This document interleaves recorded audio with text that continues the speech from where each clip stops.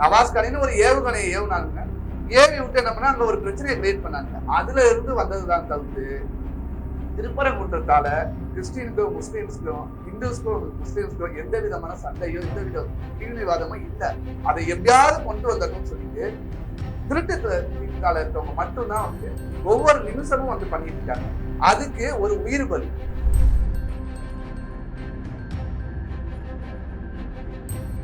இப்ப அவங்க 40 சீட்டு ஜெயிச்சாங்க பார்லிமெண்ட் எலெக்ஷன்ல. அப்ப இந்த மிஷினு நல்ல மிஷினு. ஆனா இப்ப 2026 வந்து பாத்தீங்கன்னா அவங்க வீட்டுக்கு போறாங்க. அப்ப அவங்க சொல்றாங்களா இல்லையா பாருங்க, மிஷினை ஹேக் பண்ணிட்டாங்க. பிஜேபி மிஷின் ஹேக் பண்ணி சொல்ல போறாங்க.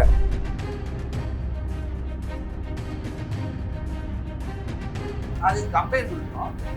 நீங்க எங்கள்கிட்ட சொல்லாம வந்து கம்ப்ளைண்ட் கொடுக்கணும். இதனா நீங்க ஏன் பார்க்கவே இல்லை? அப்புறம் எப்படி நம்பர் 1 மாநகராட்சி அவார்டு எதுவுமே வேலை செய்யல. சின்ன சின்ன விஷயங்கள் நான் சொன்னேன், மக்களுக்கு தேவையான அத்தியாவசிய தேவைகளை உங்களால செய்ய முடியல.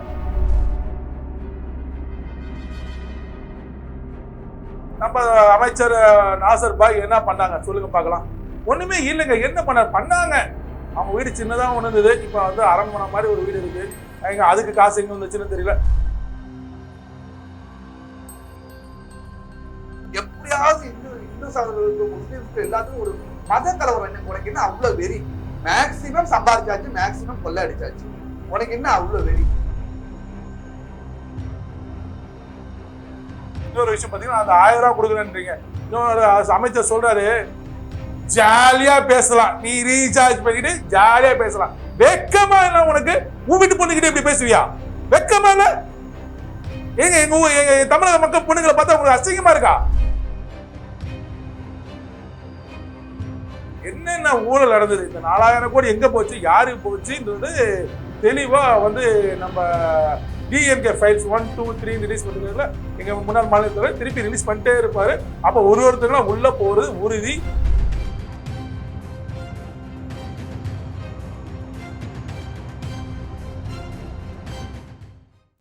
டிஎன் ஹெட்லைன்ஸ் நேயர்களே அனைவருக்கும் வணக்கம். நம்ம திருப்பரங்குன்ற விஷயத்தை பத்தி பேசுறதுனால நம்மளை இப்ப விட்டு மறைந்த நம் சகோதரர் பூர்ணச்சந்திரா அவர் குடும்பத்திற்கு முதல்ல வந்து எங்களோட ஆழ்ந்த இரங்கல்களை தெரிவித்துக் கொள்கிறேன். பாத்தீங்கன்னா அந்த தம்பி வந்து எவ்வளவு மனசு குமுறல் இருந்தா தன்னையே ஒரு தீபமா ஏத்திக்கிட்டு நமக்காக எம்பெருமான் முருகன் கிட்ட போயிட்டு நம்மளோட கோரிக்கையை கொண்டு போய் சேர்க்க வந்திருக்காரு. இந்த நிகழ்வு பாத்தீங்கன்னா தவிர்த்திருக்கலாம். இந்த திராவிட முதல்வர் நம்ம மரியாதைக்குரிய முதல்வர் ஸ்டாலின் அவர்கள் இந்த விஷயத்தை தடுத்திருக்கலாம். ஏன்னா வந்து நம்ம நீதியரசரே இதுக்கான ஆர்டர் கொடுத்துட்டாரு, அங்க வந்து தீபம் ஏற்றலான்ட்டு. இதோட ஹிஸ்டரி பாத்தீங்கன்னா 1920 பிரிட்டிஷ் ரூல் இருக்கும்போது 1920 வந்து ஒரு வேடிக்கை வந்துச்சு. இது வந்து இந்த மலை வந்து இந்து மக்களுக்கு சேர்ந்த மலை. இது கோயிலுக்கு மேல பாத்தீங்கன்னா ஒரு இன்னொரு கோயில் இருக்கு, அதுக்கு மேல தர்கா இருக்கு. தர்கா தான் அதோட மேல இருக்கு, இந்து கோயிலுக்கு மேல இருக்கு. அதுக்கு மேல வந்து ஒரு தீப ஏற்றத்துக்கான ஒரு இடம் இருக்கு, அதுக்கு மேல தர்கா இருக்கு. அந்த வேடிக்கை என்ன சொல்லப்பட்டிருக்கு பாத்தீங்கன்னா, அந்த தர்காவும் இந்த படிக்கல் இருக்கு பாத்தீங்களா, கோயிலுக்கு செல்ற படிகளும் வந்து முஸ்லீம் மக்கள் யூஸ் பண்ணிக்கலாம், இஸ்லாமிய மக்கள் யூஸ் பண்ணிக்கலாம்.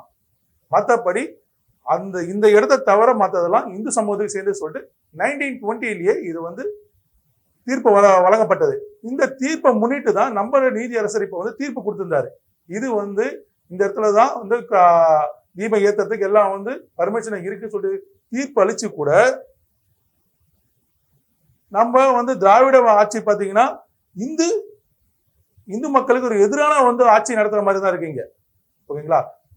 எக்ஸாம்பிளுக்கு எல்லாருக்குமே தெரியும், எல்லா மக்களும் நம்ம பார்த்துதான் இருக்கோம், இந்து மக்கள் எல்லாமே நம்ம பார்த்துதான் இருக்கோம்.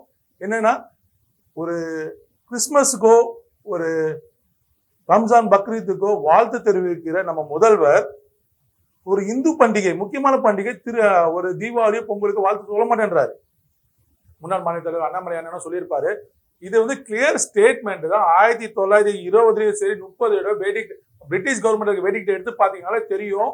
அது ரிட்டர்ல இருக்கு. நான் சொல்ல ஆதாரம் இருக்குன்னு சொல்றேன். நீங்க சொல்றீங்க பாத்தீங்களா, அது வந்து இல்லைங்க, அது சாதா வந்து அதெல்லாம் சொல்ற அளவு கல்லோ ஏதோ சொல்றீங்க பாத்தீங்களா, அப்படிலாம் கிடையவே கிடையாது. இருந்தா அதுக்கான ஆதாரத்தை கொடுங்க. புரியுதுங்களா? ஆதாரம் இருந்தா, அப்படி ஒரு ஆதாரம் இருந்தா எப்படி ஒரு நீதி அரசர் உங்களுக்கு பதில் உங்களுக்கு வந்து தீர்ப்பு கொடுப்பாரு? அங்க போய் தீபம் ஏத்தலாம்னு சொல்லிட்டு இது ரொம்ப முட்டாள்தனமா இருக்கு இதெல்லாம். இதுல என்ன ஒரு காமெடினா, உங்களால ஃபைட் பண்ண முடியல, சரியா? நீங்க என்ன பண்றீங்க ஃபைட் பண்றதுக்கு? இஸ்லாமியர்கள்னு ஒருத்தர் வந்து சோல்டர் மேல கைய போடுறீங்க, வா அப்படின்னு ஆடு மாதிரி கூட்டு போறீங்க. இது வந்து எப்போ உங்க அப்பா காலத்துல இருந்து நடந்துட்டு இருந்தது. ஆனா இப்ப இருக்க இஸ்லாமியர்கள் எல்லாமே இல்ல நாங்கெல்லாம் படிக்காதவங்களா, முட்டாளுங்களா, இல்ல பாம்பரனுங்களா? கிடையாது, சரிங்களா? எங்களுக்கு எல்லாமே தெரியுது, தெளிவா தெரியுது என்ன பண்ற, எதனால பண்றன்றது தெரியுது. திருப்பரங்குன்றத்துல இவ்வளவு பிரச்சனை நடந்துட்டு இருக்குல்ல, எத்தனை இஸ்லாமியர்கள் நாங்களாம் வந்துட்டு போயிட்டு நம்மள மாதிரி ஆளுங்க போயிட்டு எத்தனை பேர் பிரச்சனை பண்ணோம், எத்தனை பேர் பிரச்சனை பண்ணோம். அந்த திருப்பரங்குன்ற மலை உச்சில அந்த சிக்கந்தர் மலை வந்துட்டு நீங்க இது மாதிரி தீபம் ஏத்தக்கூடாது, இது பண்ணக்கூடாது, எத்தனை இஸ்லாமியர்கள் பிரச்சனைகள் பண்ணோம். இல்ல இல்ல, எந்த பிரச்சனையுமே யாருமே பண்ணல. எதனால பண்ணல? ஏன்னா நல்லா தெரியுது இது நமக்காக அன்பளிப்பா கொடுக்கப்பட்ட ஒரு இடம், அன்பளிப்பா கொடுக்கப்பட்ட ஒரு இடத்தை வந்து கிஃப்டா கொடுத்த ஒரு இடத்த வந்துட்டு நீ என்னோடதுதான் அப்படின்ட்டு ஆக்குபை பண்ண. ஏங்க உண்மையான இஸ்லாமிய அந்த விஷயத்த பண்ண மாட்டாங்க. உண்மையான இஸ்லாமியன் ஒரு நாளைக்கு 3 வேளை தொழுற இஸ்லாமியன் அதை பண்ண மாட்டான். 5 வேளை, I'm sorry எனக்கு தெரியல, 5 வேளை தொழுற இஸ்லாமியன் அந்த விஷயத்த பண்ண மாட்டாங்க. அதுதான் அவங்க புராணம் சொல்லுது. ஓகேங்களா? அன்னைக்கு அந்த தீபம் ஏத்துற அன்னைக்கு கூட பாத்தீங்கன்னா எந்த இஸ்லாமியரும் அங்க வந்து நிக்கல, போலீஸை தவிர. ஆளுங்கட்சியோட அதிகாரம் அங்க காட்டப்பட்டதை கண்டு அங்க எந்த இஸ்லாமியரும் வந்து நிக்கல. ஸோ அவங்களும் தெரியும் நம்ம வந்து தமிழ்நாட்டுல ஒரு கிறிஸ்துவனோ சரி, இஸ்லாமியனோ சொல்லி இந்துவோ வந்து அண்ணன் தம்பி மாதிரி தான் இருந்துகிட்டு இருக்கோம். ஓகேங்களா? என் வீட்டுல குடியிருக்காரு ஒரு முஸ்லீம். ஓகேங்களா? என் வீட்டு தீபாவளி அன்னைக்கு பலகாரம் கொடுத்து அவர் சாப்பிடுறாரு. ஏன்னா இப்ப மக்கள் மாறிட்டாங்க. அந்த பழைய ஐயோ அவங்க சாமி படைச்சிருப்பாங்க அந்த மாதிரிலாம் இல்ல, அவங்க மக்கள் மாறிட்டாங்க. ஆனா அவங்க வந்து கறி, அதை பக்ரீத்துக்கு வந்து கறியெல்லாம் வெட்டுவாங்க, எங்க வீட்டுக்கு வரும், நான் அதை சாப்பிடுவேன். ஏன்னா இங்க நமக்கு எல்லாம் வேற்று இதெல்லாம் கிடையாது கிடையாது. அந்த அளவுக்கு வந்து நம்ம திங்கிங் ப்ராசஸ் எல்லாம் மாறி போச்சு, பழங்காலத்துல மாறி போச்சு. இன்னும் வந்து இந்த மத அரசியலை பண்ணிட்டு இருக்காங்க பாத்தீங்களா, அதுதான் இன்னும் கொடுமையா இருக்கு. இங்க நம்ம தமிழ்நாட்டுல திருவண்ணாமலையில தீபம் ஏத்துவாங்க, அது வந்து பெரிய நிகழ்ச்சி நடக்குது. இங்கேயும் தீபம் ஏத்துறது வருஷம் வருஷம் நடந்துட்டு தான் இருக்கு. இந்த பிரச்சனையினால இதை ஏத்திட்டு தான் இருந்தாங்க. ஓகேங்களா? ஏத்தாமல ஏத்திட்டே இருந்தாங்க. மேல போய் தர்கால வந்து இஸ்லாமியர்கள் போய் அவங்க தொழுகை பண்ணிட்டு தான் இருக்காங்க. இங்க இந்துக்கள் அவங்க வேலை பண்ணிட்டு தான் இருக்காங்க. ஆனா தீபம் பெருசா ஏற்றுறது நம்ம திருவண்ணாமலையில பெருசா ஏற்றுறது இங்க அது நடந்துதான் இருக்கு. இப்ப அது பெருசாகிற காரணம் என்னன்னா, இது நமக்கான இடம் இல்லைன்னு சொல்லும் போது இந்து மக்கள் என்னுடைய இடம் நீ எப்படி எனக்கு கொடுக்க மாட்டேன்றத நீ போக கூடாதுன்னு சொல்லல. எந்த ஒரு இந்து மக்களும் சரி, இந்து முன்னணியும் சரி, நீங்க தர்காவை பயன்படுத்துக்க இந்த படிக்கட்டு யூஸ் பண்ணக்கூடாதுன்னு சொல்லல, எதுவும் சொல்ல. என்னுடைய இடத்துல என்னோட வழிபாட பண்ண விடு, என்னோட இடத்துல நீ வந்து மாமிசத்தை கொண்டு வந்து இது பண்ணாத, அசுத்தம் பண்ணாதன்றதான் சொல்லப்படுவதை கண்டு இது காலங்காலமாக நடந்து கொண்டிருக்கிற விஷயம்தான். இதுல இன்னொரு ஒரு இது என்னன்னா, இப்ப வந்து கேட்டிருக்காங்க கந்தூரி நடத்துறதுக்கு, சிக்கந்தர் மல்ல வந்து கந்தூரி இது நடத்துறதுக்கு எல்லாமே பார்த்திருப்பீங்க. அதுக்கு வந்து பர்மிஷன் கொடுத்திருக்காங்க கந்தூரி நடத்தலான்னு. யாருமே நீங்க அந்த இடத்துல அந்த வழிபாட பண்ணக்கூடாதுன்னு இது வரைக்கும் எந்த அப்ஜெக்ஷனுமே சொல்லல. அவங்களோட இந்து சகோதரர்களோட ஒரே ஒரு கோரிக்கை என்னன்னா, என் இடத்துல நான் வணங்குற தெய்வத்துக்கு, தமிழ் கடவுள் முருகனுக்கு எனக்கு இது தீபம் ஏத்த விடுங்க. இது மட்டும்தான் அவங்களோட கோரிக்கை. நீங்க அந்த இடத்துல கந்தூரி தர்கா நடத்துறீங்க, நீங்க அதை பண்ணக்கூடாதுன்னு இது வரைக்கும் யாருமே சொல்ல கிடையாது. இப்ப அதை ஏவி விடுவாங்க. இதை முன்னெச்சரிக்கையா நான் சொல்லிடுறேன். அதை ஏவி விடுவாங்க. எப்படின்னா டிஎம்கே வந்து இதை நீ கேளு, இதை கேளு, இதை கேளு. ஏன்னா எங்க முதுகு பின்னாடி இருந்து சவாரி பண்ண மட்டும்தான் அவங்களால முடியும். அவங்களால தனித்து நின்று சவாரி பண்ண முடியாது. இல்ல அவருக்கான இப்ப இது வரப்போகுது, ஜனவரியில டேட்டு கொடுத்துருக்கான்னு நினைக்கிறேன். அண்ணாமலை ஆஜராகிறதுக்கு அவர் தயாரா இருக்காரு. ஆனா அவரை எதிர்கொள்றதுக்காக நேரு தயாரா இல்லை. ஓகேங்களா? ஏன்னா வந்து குற்றருக்கு நெஞ்சு குறுக்கும் இல்லையா, மாட்டிக்க போறோம் இல்லையா. எப்படி 2026 தேர்தல்ல திமுகன்ற வந்து கட்சியே இல்லாம தான் போக போகுது. அப்ப பாத்தீங்கன்னா எல்லாம் வந்து ஊழலாம் வெளியே வரதான் போகுது. இப்ப வந்து நீங்க வந்து உங்க ஆட்சி அதிகாரத்தை பயன்படுத்தி எல்லாத்தையும் தடுத்து எடுத்துறீங்க, ஓட்டுக்கு போக மாட்டேன்றீங்க, மேன்முறை பண்ணிட்டே இருக்கீங்க. ஆனா 2026 தேர்தல் வந்து என்டிஏ கூட்டணி வந்து மாபெரும் வெற்றி அடையதான் போகுது. திமுக வீட்டுக்கு போக போறது நிச்சயம் தான். அப்ப வந்து என்னென்ன ஊழல் நடந்தது, இந்த 4000 கோடி எங்க போச்சு, யாருக்கு போச்சுன்றது தெளிவா வந்து நம்ம டிஎம்கே ஃபைல்ஸ் 1, 2, 3 ரிலீஸ் பண்ணிருக்காருல எங்க முன்னாள் மாநில தலைவர் திருப்பி ரிலீஸ் பண்ணிட்டே இருப்பாரு. அப்ப ஒருத்தங்களும் உள்ள போறது உறுதி. திமுகன்றத ஒரு கட்சியே இல்லாத அளவுக்கு நடக்க போறது உறுதி. நாசர் அவர்கள் இருக்காரு இல்லையா, அமைச்சர் இருக்காரு இல்லையா, அவர் பயங்கரமா பயப்படுறாரு, தெளிவா பிஜேபியை கண்டு பயப்படுறான்றதுக்காக நான் சாட்சி இருக்கேன். அவங்க பேனர் வைக்கலாம், சின்ன கவுன்சிலரோ ஒரு வார்டு மெம்பரோ வரதுக்கு அவங்க வந்து 100 பேனர் வைப்பாங்க, ஒரு 10 பேனர் வைப்பாங்க, கட் அவுட் வைப்பாங்க, எல்லாமே வைப்பாங்க. ஆனா பிஜேபியை பார்த்து அவங்க பயப்பட ஆரம்பிச்சிட்டாங்க, நடுங்க ஆரம்பிச்சிட்டாங்கன்றதுக்கு இப்ப நயினார் நாகேந்திரன் வந்தாரு இல்லையா, அதுவே ஒரு சாட்சி.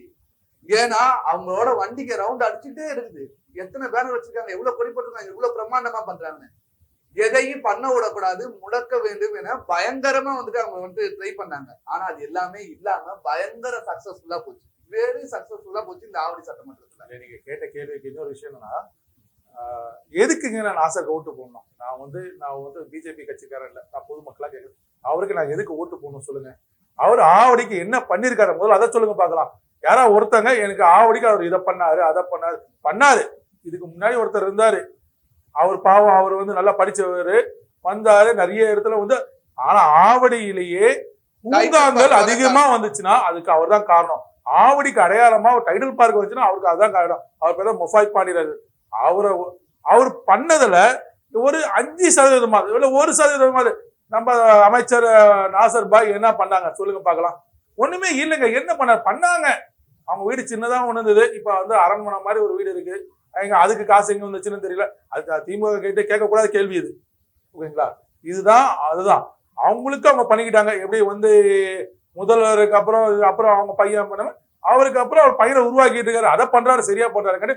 மக்களுக்காக எனக்கு தெரிஞ்சு எதுவும் பண்ணல. ஏதாவது உங்களுக்கு தெரிஞ்சா நீங்க சொல்லுங்க, எனக்கு நான் அதுக்கு பதில் சொல்றேன். உங்களுக்கு தெரிஞ்சா சொல்லுங்க. டிஃபன் கொடுக்குறேன்னு ஒன்னு விஷயத்த சொன்னாங்க. அதுக்கு வந்து அதே செட்டிங் தான், எல்லாம் செட்டிங் தான். அவங்கள அவர் கிரிக்கெட் விளையாட செட்டிங் தான், அவர் வாக்கிங் போகும்போது வந்து 4 பேர் வந்து எல்லாம் செட்டிங் தான். ஒரு 10-20 பேருக்கு வந்து சாப்பாடு போட்டாங்க. தூய்மை பணியாளர்லாம் வந்து இது கொடுக்குற அதை கொடுக்குறேன்னா, ஆனா வந்து அவங்களால இது வரைக்கும் என்ன சில முன்னாடி ஆவடியில நம்ம பாலாஜி, அது என்னப்பா அந்த கான்ட்ராக்டர் பேரு பாலாஜி ஏதோ ஒன்றும் அவங்க இல்லை. ஆக்சுவலாக அதுக்குன்னு ரூல்ஸ் அண்ட் ரெகுலேஷன் இருக்கு. ஒரு தூய்மை பணியாளர்னா அவங்களுக்கு வந்து ஷூஸ் கொடுக்கணும், யூனிஃபார்ம் இருக்கு, ஷூஸ் கொடுக்கணும், அவங்க க்ளவுஸ் கொடுக்கணும், நிறைய வந்து சேஃப்டி மெஷர்ஸ் இருக்கு. ஆனா நீங்க எங்கேயாவது ஒரு தூய்மை பணியாளர் ஷூ போட்டு பாத்துறீங்களா, க்ளவுஸ் யூஸ் பண்ணி பாத்துறீங்களா? சரி, அதுக்கான ஃபண்ட் எல்லாம் எங்க போகுதுங்க? நீங்க நம்ம வந்து கொரோனா டைம்ல அவங்க எவ்வளவு வேலை செஞ்சிருக்காங்களோ அதெல்லாம் யோசிச்சு பார்க்கணும். அவங்க ஃப்ரண்ட் எண்ட்ல இல்லைன்னு வச்சுக்கோங்களேன், நம்மளாம் இன்னைக்கு உயிரோட எடுத்துட்டு போமா ஏன் தெரியல. நம்ம தூய்மை பணியாளரும் சரி, டாக்டர்ஸா இருந்தாலும் சரி, காவல்துறையா இருக்கட்டும், நர்ஸா இருக்கட்டும், அவங்க இதுல எதுக்கு நான் தூய்மை நீங்க கேட்டதா சொல்றேன். தூய்மை பணி எவ்வளவு வேலை செஞ்சிருப்பாங்க. ஓகேங்களா? நம்ம குப்பைகள் அவங்க அள்ளி போட்டுருந்தாங்க. ஆனா இன்னைக்கு அவங்க சேஃப்டி மெஷர்ஸுக்காகவும் அவங்க வாழ்வாதாரத்துக்காகவும் இந்த அரசாங்கம் என்ன பண்ணோம்? சரி, நீங்க சொன்னீங்க நாங்க இதை பண்றோம் அதை பண்றோம், அவங்க பர்மனெண்ட் ஆகணும். ஏன் வந்து ஃபால்ஸான ஸ்டேட்மெண்ட் கொடுக்குறீங்க? ஒரு தேர்தலுக்காக வந்து பல பொய்களை சொல்றீங்க. அதெல்லாம் இதுவும் ஒரு பொய். ஓகேங்களா? ஆனா நீங்க பாருங்களேன், ஒண்ணும் இல்ல. இப்ப வந்து நம்ம மரியாதைக்குரிய முதல்வர் வந்து கிறிஸ்துமஸுக்கு வாழ்த்து சொல்வார், அது எல்லாருக்கும் தெரிஞ்ச விஷயம் தான். ஆனா இந்த வாட்டி உங்களுக்கு வாழ்த்து சொல்வார். தைரியம் இருந்தால் முதல்வர்களே உங்களுக்கு வாழ்த்து சொல்லாம இருந்து பாருங்க. 2026 தேர்தல்ல நீங்க வெளியே போறது நிச்சயம். ஏன்னா பெரும்பான்மை இங்க இந்து மக்களே, அவங்க உணர்வை நீங்க தூண்டிக்கிட்டே இருக்கீங்க. இந்த வாட்டி நீங்க சொல்லுவீங்க, உங்களுக்கு தைரியம் தான். இந்த வாட்டி சொல்லாம இருக்க பார்க்கலாம். போன வாட்டி ஒண்ணுமே கொடுக்கல உங்களுக்கு, ஆனா இந்த வாட்டி கண்டிப்பா 5000 ரூபாய் ஒரு மக்களுக்கு ரேஷன் கார்டு 5000 ரூபாய் கொடுப்பீங்க. ஏன்னா ஜெயிச்சு ஆகணும். ஓகேங்களா? இதுதான் இங்க நடந்து கொண்டு இருக்கிற ஆட்சி. ஆவடி மாநகராட்சி அதற்கு இதுவே சாட்சி. என்னோட ஒவ்வொன்றும் இருக்குது. நான் உங்களுக்கு அதோட இதை வந்து ஒவ்வொன்றா நான் காட்டுறேன். அவங்களுக்கு தோதுவான ஆள், ஏன்னா இதுல நேரடியாக வந்துட்டு நான் பயணிச்சிருக்கேன். அவங்கள்ட்ட கேட்டிருக்கேன் கேள்வி. அவங்களுக்கு தோதுவான ஆளா, அவங்களுக்கு கட்டிங் கொடுக்குற ஆளா? டிஎம்கே கவர்மெண்ட்டுக்கு இப்ப 100 ரூபாய் ப்ராஜெக்ட்னா 30 ரூபாய் அவங்களுக்கு போயிடணுங்க. ஆமா, மீதி 70 ரூபாய் நீ என்ன வேணா பண்ணிக்கோ, ரோடு போடு போடாம போ, அதை பத்தி அவசியமே கிடையாது. ஒண்ணும் இல்லைங்க. ஏன் பகுதியை சேர்ந்த சேக்காடு அங்க வந்து அந்த இபி ஆபீஸ் பக்கத்துல அந்த பாலம் வந்து பழுதடைந்தது. அது எப்போலாம் உடையலாம் சொல்லிட்டு பல முறை கார்பரேஷன் நாங்க பெட்டிஷன் கொடுத்துருக்கோம். ஆனா அதை அவங்க செவி சாய்க்கல. இந்த சின்ன மலையில அந்த பாலம் போயிடுச்சு. கிட்டத்தட்ட இப்பதான் அதுக்கான வேலை செஞ்சுட்டு இருக்காங்க. நான் என்ன கேட்கறேன்னா, இது முன்னாடியே பண்ண மாட்டேன்றீங்க. ஏன்னா அது ரொம்ப பிரதான சாலை. இந்த சேக்காடுல இருந்து அப்படியே தண்டுரை போறதுக்கு அது முக்கியமான ரோடா இருக்கு. எத்தனாயிரம் மக்கள் குடியிருக்காங்க. அந்த மக்கள் எப்படி போவாங்க? இப்படி சுத்திக்கிட்டு பட்டாபுரம் வழியா போகணும். இந்த சின்ன ஒரு விஷயத்த கூட பார்க்க முடியல. இது வந்து மாநகராட்சி முதல் மாநகராட்சி சொல்லி தமிழக முதல்வர் கொடுத்திருக்காரு. அது இது நீங்க பாத்தீங்கன்னா நல்லா இதுல பாத்தீங்கன்னு வச்சுக்கோங்க. இப்போ நேத்து நான் எடுத்தது ஓகேங்களா, நேத்து எடுத்து நாங்க மாநகராட்சிக்கு நாங்களே இது பண்ணது. இது வந்து பூங்கா தெரு திருமலை வாயில 7வது வார்டுல இருக்க இது அவ்வளவு நிலை. இந்த இது பாத்தீங்கன்னு வச்சுக்கோங்க, 4 அபார்ட்மெண்ட்ஸ்ல இருந்து வர கழிவுநீர் நான் முன்னாடியே சொன்னேன் இல்லையா, குப்பை குளமா 7வது வார்டுல. இதுதான் நம்பர் 1 மாநகராட்சி, ஆவடி மாநகராட்சி. இது வந்து நம்ம அமைச்சரோட ஆட்சிக்கு ஒரு சாட்சி. இதுதான் வெறும் கழிவு நீர் போயிட்டு இருக்க ஒரு ஏரியாவா இருக்கு நடு ரோட்ல. அதை கேட்கல நம்பர் 1 மாநகராட்சியில வேலை செய்யறவங்க. இத வந்துட்டு இப்ப புகாராவும் நாங்க வந்து புகார் அளிச்சிருக்கோம் நாங்க மாநகராட்சியில. இது 22வது வார்டுல இருக்க அவ்வளவு நிலை. இங்க பாருங்க, இந்த இடத்துல குழி தோண்டி போட்டிருக்காங்க. அந்த இடத்துல HF, OCF, central government employees எல்லாமே ஒரு 1000 பேர் கிட்ட அந்த வழியை தான் யூஸ் பண்ணணும். ஆனா அந்த வழியை பாத்தீங்கன்னா குழி தோண்டி ட்ரைனேஜ் போறேன்னு சொல்லிட்டு குழி தோண்டினாங்க. இப்ப அதுல நீச்சல் குளம் மாதிரி எந்த குளம் யாரு வந்து வண்டியில வந்து விடுவாங்க, எப்படி போறதுன்னே தெரியல. எல்லாமே சுற்றுப்பயணம் மாதிரி சுத்தி போயிட்டு இருக்காங்க. ஸ்கூல் பசங்க மட்டுமே, HGF படிக்கிற பசங்க, OCF படிக்கிற பசங்க, அங்க விஜயந்தா மாடல் ஸ்கூல்ல படிக்கிற பசங்க எல்லாமே அந்த பாதையை மட்டும் தான் பயன்படுத்திட்டு இருக்காங்க. காலையில 7 மணில இருந்து 10 மணி வரைக்கும் அந்த வழி வந்து ஓபன் ஆயிருக்கும். ஆனா அந்த இடத்துல நடக்க முடியாத அளவுக்கு 22வது வார்டுல பண்ணி வச்சுட்டு இது வரைக்கும் பண்ணல. 3 மாசம் ஆகுது. மழை வரதுக்கு முன்னாடியும் பண்ணிருக்கலாம். முதல்ல வந்து கவர்மெண்ட் ஜியோ ஒன்று இருக்கு. இப்போ ரோடு போட்டோம்னா அந்த கான்ட்ராக்டருக்கு பல ஸ்கேல்ல வந்து பேமெண்ட் போகும். முதல்ல வந்து ரோடு பழைய ரோடுகள் நிறவணும். இதுதான் வந்து லேட்டஸ்டா போட்ட ஜியோ. லேட்டஸ்டா இல்லை, ரோடு பல வருஷங்கள் ஆச்சு. ரோடு நிறவிட்டு ரோடு போகணும். ஏன்னா ரோடு ஹைட் ஆகக்கூடாதுன்னு சொல்லிட்டு. ஆனா இங்க இருக்க மக்களுக்கும் தெரியும், தமிழ்நாட்டுல அந்த மாதிரி ரோடு போடுறதே கிடையாது. ரோடுக்கு மேல ரோடு. ஏன்னா இது ரோடு போனா இவ்வளவு ஹைட்ல போடணும், இவ்வளவு லென்த்ல போடணும்ன்ற மெஷர்மெண்ட் இருக்கு. நீங்க ரோடுக்கு மேல நம்ம ரோடு போனா ஒரு தின் லேயர் போட்டா போதுன்ற மாதிரி போட்டா இந்த மாதிரி பள்ளங்கள் வரதான் செய்யும். நீங்க நிறவிட்டு, இதுதான் கவர்மெண்ட் ஜியோல சொல்லுது, நிறவிட்டு புதுசா ரோடு போடுன்னு சொல்லுது. ஆனா எந்த மாநகராட்சி, நான் வந்து ஆவடி மாநகராட்சி மட்டும் சொல்லல, நாசர் மட்டும்தான் அப்படி பண்றாரு சொல்லல, எந்த மாநகராட்சி தான் இது நடக்குது. இத வந்து ஆட்சி அதிகாரத்துல இருக்கவங்களும் பண்றாங்க, அரசு அதிகாரிகளும் அவங்களும் துணை போறாங்க. ஏன்னா அவங்க தான் வந்து பார்த்துட்டு செக் பண்ணி ரிப்போர்ட் கொடுக்கணும். ஒரு பேமெண்ட் போனா ஒரு நகராட்சியோட வந்து அந்த சேர்மனும் சரி, அது அரசு அதிகாரியும் சரி, அவங்க ஆய்வு பண்ணிட்டு தான் அந்த பேமெண்ட்டை சாங்ஷன் பண்ணுவாங்க. ஆனா இங்க ஆய்வு நடக்குதான்றது தெரியவே இல்லை. ஏன்னா ஆய்வு நடந்திருந்ததுன்னா நம்ம ரோடுக்கு மக்களுக்கு பயன்பாட்டுக்கு இருக்கும். இங்க அந்த மாதிரி இல்லை. அது வந்து பதிவு செய்ய விரும்புறேன் சார். SIRன்றது நல்லா வந்து எவ்வளவு எக்ஸ்பிளைன் பண்ணிட்டாங்க. SIRன்றது என்னன்னா, ஏற்கனவே டபுள் என்ட்ரி ஓட்டு இருக்கான். இப்ப வந்து ஒருத்தர் வந்து பெரம்பூர்ல இருந்திருப்பாரு, அவரு திருப்பி ஆவடி மைக்ரேட் பண்ணியிருப்பாரு. பட் பெரம்பூர்ல இருக்க ஓட்டை அவர் நீக்கி இருக்கணும். அவர் இங்க ஆவடியில வந்து அவர் ஓட்டை மாத்தி இருப்பாரு. பட் அங்க இருக்க அவர் ஓட்டு இருக்கும். இந்த மாதிரி பல ஓட்டுகள், பல ஏரியால இருக்க ஓட்டுகளை வந்து நீக்கிறது தான் SIR ப்ராசஸ். ஓகேங்களா? டூப்ளிகேட் ஓட்டுகளை இறந்து போன ஓட்டை நீக்கணும், நியூ ஓட்டர்ஸை கொண்டு வரது SIR ப்ராசஸ். இதுல பாத்தீங்கன்னா நம்ம ஆவடி சட்டமன்றத்திலேயே கிட்டத்தட்ட 18% ஆஃப் ஓட்டை நீக்கி இருக்கோம் நம்ம. ஓகே, நீக்கி இருக்கணும்னா யார் ஓட்டையும் எடுக்கல, நீக்கப்பட்டிருக்க ஓட்டுலாம் பாத்தீங்கன்னா அவங்க சேஞ்ச் ஆகிருப்பாங்க, இல்ல வந்து வெளிநாட்டுல போய் செட்டில் ஆகிருப்பாங்க, வேற என்ன இருப்பாங்க, இல்ல இறந்து போயிருப்பாங்க. இந்த மாதிரி ப்ராசஸ் தான் பண்ணியிருக்காங்க. இது கூட வந்து பாத்தீங்கன்னா எந்த ஒரு சென்ட்ரல் கவர்மெண்ட் அதிகாரிகளை வச்சுக்கிட்டோ இந்த வேலையை வாங்கல. தமிழக அரசுக்கு தான் முழு அதிகாரம் கொடுத்து தமிழக அரசு கீழே இருக்க கவர்மெண்ட் ஆபீசர்ஸ் தான் இந்த வேலையை செஞ்சிருக்காங்க. ஓகேங்களா? ஸோ இந்த விஷயத்துல பாத்தீங்கன்னா ஒரு கிளீனிங் ப்ராசஸ் தான் நடந்திருக்கு. இப்ப வந்து பாத்தீங்கன்னா ஒரு கட்சியோட வந்து 38% ஓட்டு வாங்கி இருக்குன்னா அந்த கட்சிக்கு 18% ஓட்டு போயிடுச்சுன்றதுதான் இதோட அர்த்தம். ஓகேங்களா? ஏன்னா வந்து எல்லாருக்கும் தெரியும், மக்களுக்கு தெரியும் எப்படி வந்து ஓட்டு வாங்குறீங்கன்னு சொல்லிட்டு. இப்ப இறந்து போனவங்க ஒரு காமெடி ஒண்ணு பார்த்தேன் போன வாரத்துல. ஒண்ணு எங்க இந்த வாட்டி எலெக்ஷன் அப்ப எங்க அக்காவை பார்க்கணும்னு ஒருத்தர் சொன்னாரு. எப்படி என்னங்க அப்ப உங்க அக்கா தான் இறந்து போயிட்டாங்கன்னாங்க. இல்ல போன வாட்டி எலெக்ஷன்ல வந்து ஓட்டு போட்டிருக்காங்க அப்படின்ட்டு. ஸோ இறந்து போனவங்க ஓட்டு போட்டிருக்காங்கன்னா எப்படி வந்து அந்த அந்த விஷயம் தான் கிளீனிங் ப்ராசஸ் தான் இந்த SIR ப்ராசஸ். இது வந்து நம்ம மக்களுக்கு ஜனநாயகத்துக்கு நல்லது. இதுதான் என்னோட கருத்து. அதுக்கும் வந்து பிஜேபிக்கு எப்பவுமே சம்பந்தம் இல்லை. ஆனா நீங்க எப்ப மக்கள் வந்து இப்படி இப்ப திமுக அரசு வந்து எப்படி இப்ப செயல்பட்டு இருக்குன்னா, இப்ப அவங்க 40 சீட்டு ஜெயிச்சாங்க பார்லிமெண்ட் எலெக்ஷன்ல. அப்ப இந்த மிஷினு நல்ல மிஷினு. ஆனா இப்ப 2026 வந்து பாத்தீங்கன்னா அவங்க வீட்டுக்கு போறாங்க. அப்ப அவங்க சொல்றாங்களா இல்லையா பாருங்க, மிஷினை ஹேக் பண்ணிட்டாங்க. பிஜேபி மிஷின் ஹேக் பண்ணி சொல்ல போறாங்க. இதுதான் வந்து திமுக வந்து நரேட் பண்ணனா, ஒரு விஷயம் நரேட் பண்ணனா அதுக்கு வந்து திமுக சொல்லிக் கொடுக்க வேண்டிய அவசியமே கிடையாது.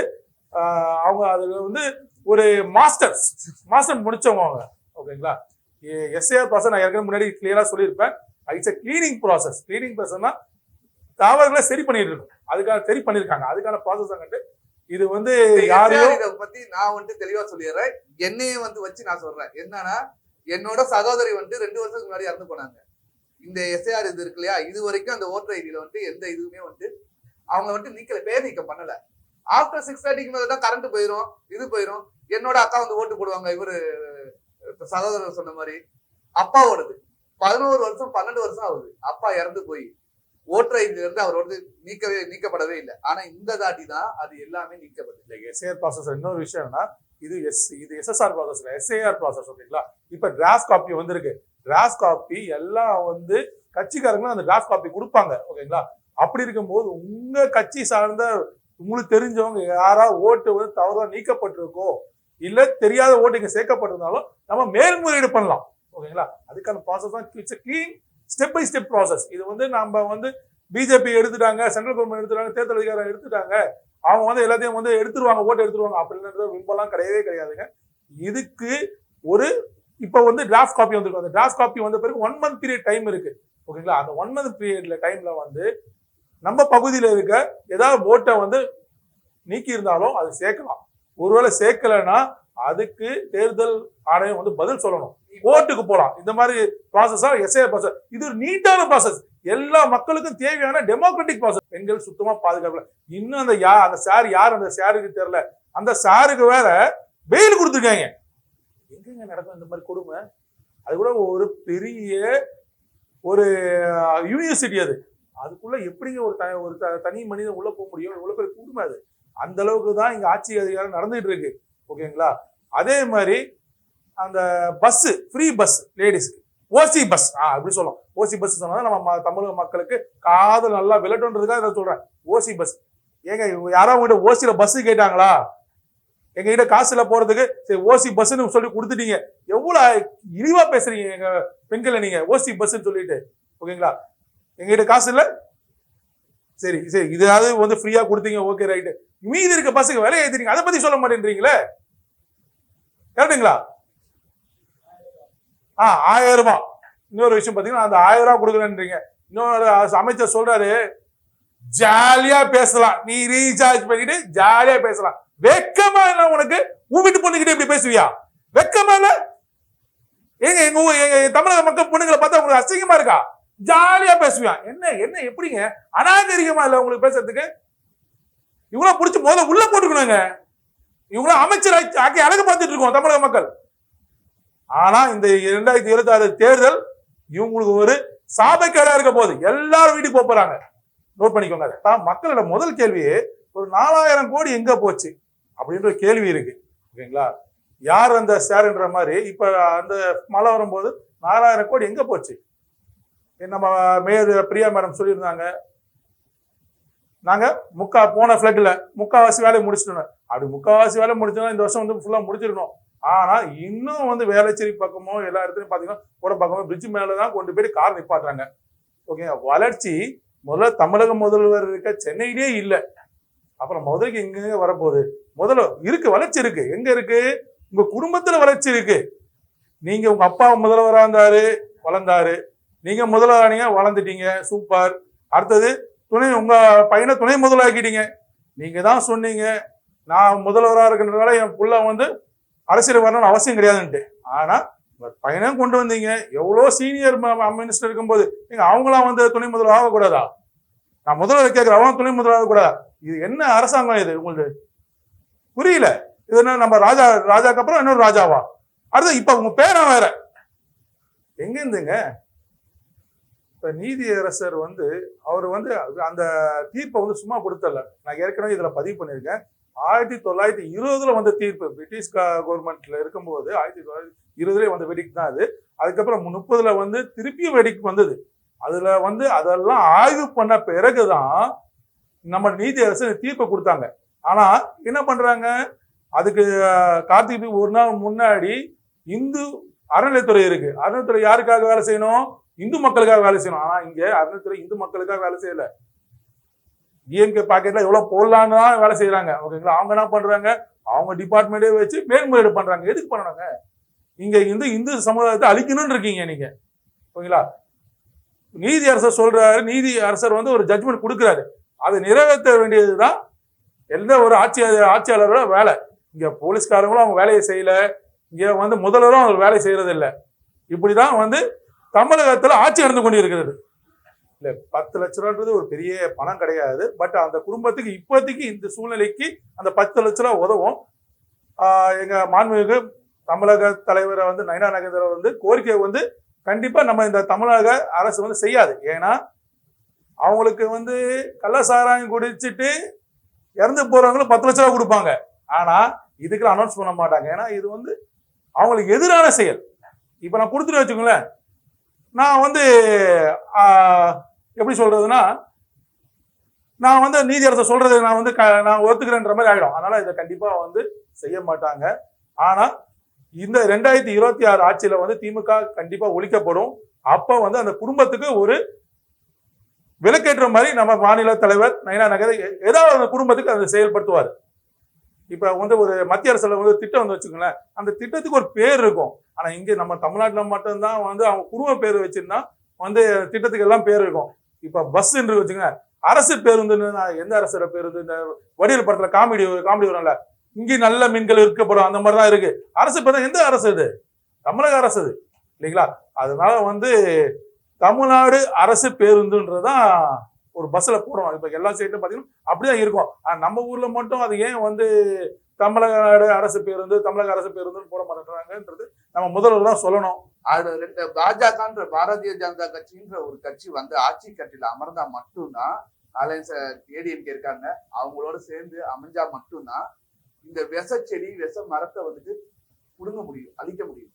இன்னும் இருந்துகிட்டே இருந்தா பிறக்க கருவுல இருக்க குழந்தை பேரை சொல்லி கூட கடன் சுமையை ஏற்றிடுவாங்க.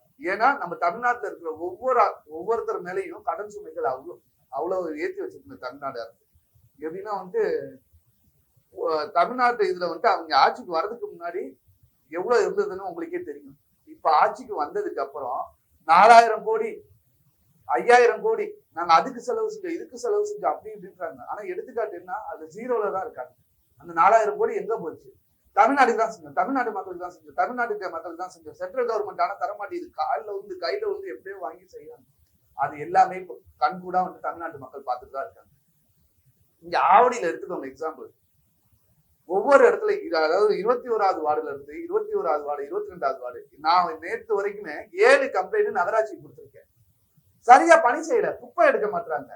கேட்டா நம்பர் 1 நகராட்சி ஆவடி நகராட்சின்னு கொடுத்துருக்காங்க, குப்பை இல்ல மாட்டாங்க. பாத்தீங்கன்னு வச்சுக்கோங்களேன், அவ்வளவு டிரைனேஜ் ப்ராப்ளம் இருக்குது. டெங்கு ஃபீவர் சுத்தி இப்ப மழை காலத்துல அவ்வளவு இது பரவிட்டு இருக்குது. இந்த டைமிங்ல ஒரு போன் பண்ணியோ இல்ல மெசேஜ் கொடுத்தோ நகராட்சி கிட்ட டைரக்டா நம்மளே போன் பண்ணி தான் சொல்ல வேண்டியதா இருக்குது. அதுல அந்த ஏரியால இருக்க மக்கள் பிரதிநிதி கவுன்சிலர் அவங்க ஆளுங்களை விட்டு கேள்வி கேட்கிறாரு, நீங்க ஏன் போய் கம்ப்ளைண்ட் கொடுக்குறீங்கன்னா, ஆமா நானும் மக்களோட மக்களா இருக்கிறவன் தான், நான் உங்களை மாதிரி கிடையாது, தெருவுல இறங்கி போராடுறதுதான் பிஜேபி எங்களுக்கு பழகி கொடுத்துருக்கு. அப்ப மக்களுக்காக ஒரு கோரிக்கை தான் வைக்கிறோம். இந்த இடத்துல டெங்கு காய்ச்சல் இருக்குது, இந்த இடத்துல மக்களுக்கு ஏதாவது பாதிப்பு உண்டாக போகுது அப்படின்னு சொல்லிட்டு 7வது வார்டு திருமலை வாயில டிரைனேஜ் 4-5 அபார்ட்மெண்ட்ஸ்ல டிரைனேஜ் தண்ணி வெளியே போகுது, கழிவு நீர் வெளியே போகுது. ஒரு 1000 வீடுல இருக்கிற மத்தியில அவ்வளவு தண்ணி வேஸ்டேஜ் போயிட்டு இருக்குது. குப்பைங்க பாத்தீங்கன்னா எங்கேயுமே அகற்றப்படலை. ஆதாரம் அந்த பாருங்க, இது என்னோட தொலைபேசியிலே இருக்குது. அது கம்ப்ளைண்ட் கொடுக்குறோம். நீங்க எங்கள்கிட்ட சொல்லாம கம்ப்ளைண்ட் கொடுத்தீங்க, இத்தனை நாள் நீங்க ஏன் பார்க்கவே இல்லை? அப்புறம் எப்படி நம்பர் 1 மாநகராட்சின்னு நீங்க கொடுத்தீங்க, அவார்டு கொடுத்தீங்க? எதுவுமே வேலை செய்யல. சின்ன சின்ன விஷயங்கள் நான் சொன்னேன், மக்களுக்கு தேவையான அத்தியாவசிய தேவைகளை உங்களால செய்ய முடியல. இந்த நேரத்துல தேர்தல் காலம் நெருங்கி வந்துட்டு இருக்குது. மக்கள் ஒவ்வொன்றையும் உணர்ந்து உணர்ந்து இவங்களால பட்ட கஷ்டத்தை எல்லாத்தையும் உணர்ந்து இருக்காங்க. வரும் காலங்கள்ல 2026 கண்டிப்பா கணிசமான இடங்கள்ல பெற்று தோழமை கட்சி ஏடிஎம்கேவோட சேர்ந்து கண்டிப்பா வந்துட்டு ஆட்சி அமைப்புன்றது எங்களுக்கு நம்பிக்கை. நாசரோட ஆட்சி ஆவடி எப்படி இருக்கு அப்படின்னு கேள்வி கேட்டீங்க. மக்களுக்கு ஒண்ணுதான் வந்து நினைவூட்ட விரும்புறேன். என்னன்னா, முதல் மாநகராட்சி சொல்லிட்டு அவார்டு கொடுத்துட்டாங்க. என் சகோதரர் சொன்ன மாதிரி என்ன பேசிஸ் எல்லாம் எனக்கும் தெரியல. முதல்வர் அவர்களே, நீங்க ஆவடி மாநகராட்சிக்கு வந்து பாருங்க. உங்க கார் வந்துட்டு நீங்க இப்ப கொஞ்சம் ஒரு மாசம் முன்னாடி டெபுட்டி சிஎம் வந்திருந்தாரு, ஓகேங்களா? அப்ப கூட டெபுட்டி சிஎம் பார்த்துதான் தெரிஞ்சிருக்கும். என்னன்னா, அப்பதாங்க அந்த பருத்திப்பட்டு ரோடு ரொம்ப வருஷம் கழிச்சு ரோடு போட்டாங்க. ஏன்னா அங்க கிட்டத்தட்ட 5 ஸ்கூல் இருக்கு, 4 காலேஜ் இருக்கு. அந்த ரோடு போட்டதுலயே 2 சைட்லயும் கொடி கம்பம் நடுறாங்க. வாழை மரத்துக்காக வந்து பெரிய பெரிய சவுக்கு கட்டையை நடுறாங்க. யாரு வீட்டு காசுங்க? மக்களோட காசுங்க. போட்டு 2 நாள் கூட ஆகல. அதுல ஒரு பழத்தை போட்டா எப்படிங்க? ஆளுங்கட்சி தான், நான் இல்ல சொல்லல, அதுக்கு ஒரு நியாயம் வேணும் இல்லையா? இப்படி இருக்கும்போது ஆவடி மாநகராட்சி எந்த அளவுக்கு வளர்ந்து இருக்குன்றது மக்களே தெரிஞ்சுக்கோங்க.